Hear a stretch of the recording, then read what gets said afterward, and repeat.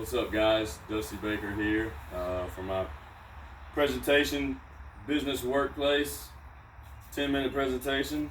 We're gonna do a gym presentation. I got my good buddy and roommate here, Zach Smith.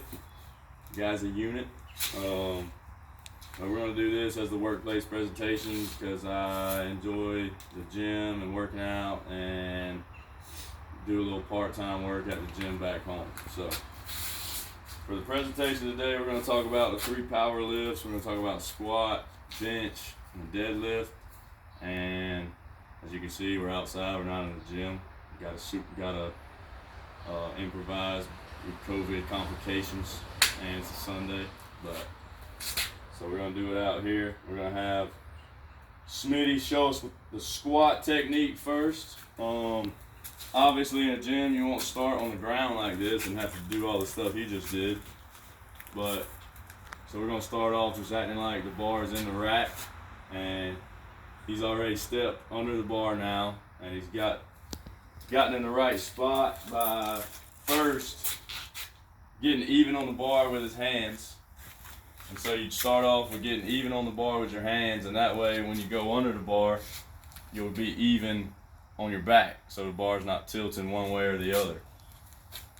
So once you figure all that out, then if you look back here, you'll notice how he's got the bar down on his traps and not up on his neck. Put it up on your neck.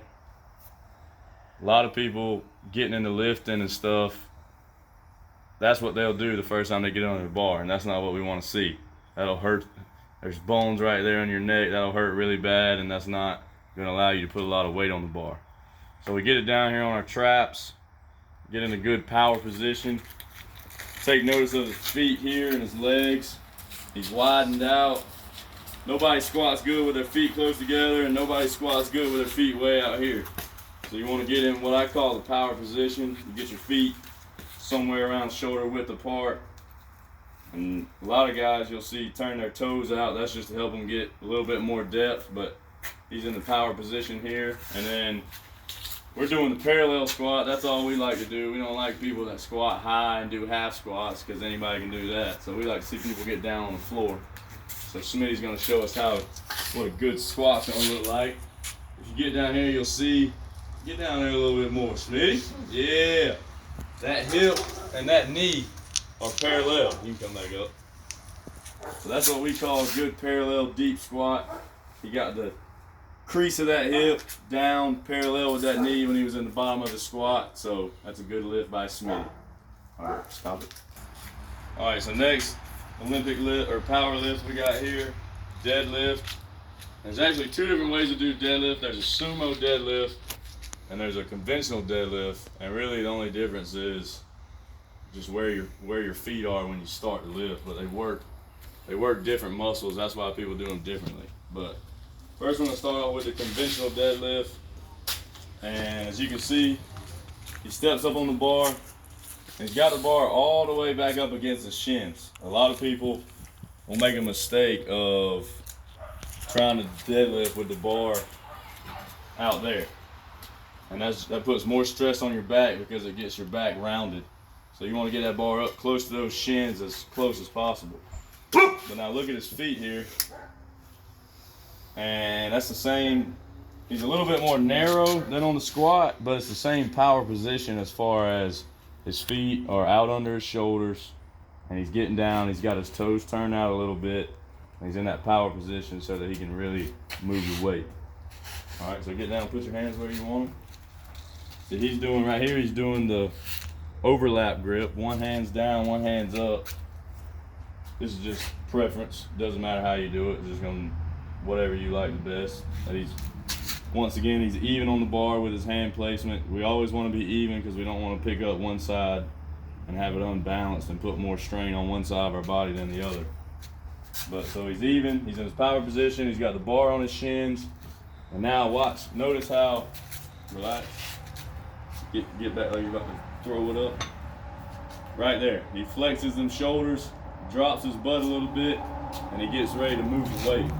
A lot of people get rounded. A lot of people start from this position, and this puts tons of pressure on your back, your lumbar muscles, all that stuff back there. So it's really important that you sink that butt before you pick the bar up. He flexes it. He's almost pinching his scaps in the back to get in that power position, and it takes strain off that back. So go ahead and go up with it. He comes straight up. He comes from the shins. You can put it down. Comes from the shins, flexes those scaps, and comes straight up. The bar moves the shortest route possible to get to lockout. I'll do it again. We'll talk about the lockout this time. So he gets it up there, and the lockout, he just gets it up. That's a complete lift. And as you see, he went from pinch scaps down here to pinch scaps up at the top. And that's perfect as far as getting the weight up, and that'll allow him to get as much weight on the bar as possible. All right, you can stop there. So that right there was the conventional. Now we're gonna do the sumo. And like I said earlier, the only difference is the feet placement. He's just wider here. And the point of the sumo is it works those hips, and it makes you get down a little bit lower, and it stretches that groin too. It just works different muscles so that you can get more weight on the bar. So he's got his feet out really wide here. That's wider than the squat, but it's the same type position for his hips when he gets down in the hole to pick the bar up. So if you notice this time, on the conventional, when he grabbed the bar, his hands were on the outside of his legs. Now they're gonna be on the inside. But he's the same way with his overlap grip. One hand's up, one hand's down. He's even on the bar again so that he can pick up the weight, and it'll be evenly distributed on both sides of the bar. And as you watch again, he's gonna drop that butt before he starts the lift, take the strain off his low back. And it's a little bit harder to see the pinch scaps on this lift just because he's down in this position. His chest is a little bit more forward, but he's still doing it even though you can't see it as good. So go ahead and move the lift. There we go. Same thing with the lockout. Gets the bar up, stands big and tall, big and strong. That's a complete lift. Go back down. Same thing, bar's on his shins. Bar never moves away from his body. Once it's on his shins, believe it or not, guys will scrape their shins coming up with the bar because it's the shortest path to the top of the lift. They don't want to get here and move the bar out away from them to come up. It's not an efficient lift. Stop that. All right, so now we're gonna talk about the bench. This is the last one we gotta talk about, and as you can see, a little bit of improvisation here in the backyard. Got Smitty using a cooler as our bench, and he doesn't have a rack, so he's just resting the bar on his chest right now. But we're gonna hit all the points, even though we don't have a great bench rack. But so first, I'm talking about his legs.